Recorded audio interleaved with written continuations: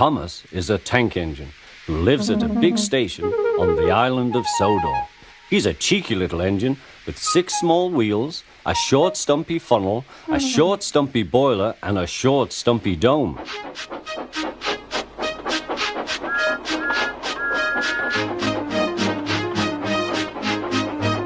He's a fussy little engine too, always pulling coaches about ready for the big engines to take on long journeys. And when trains come in, he pulls the empty coaches away so that the big engines can go and rest.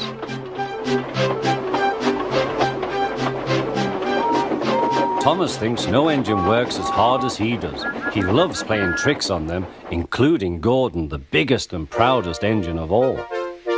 Thomas likes whistling rudely at him. "Wake up, lazy bones, why don't you work hard like me?"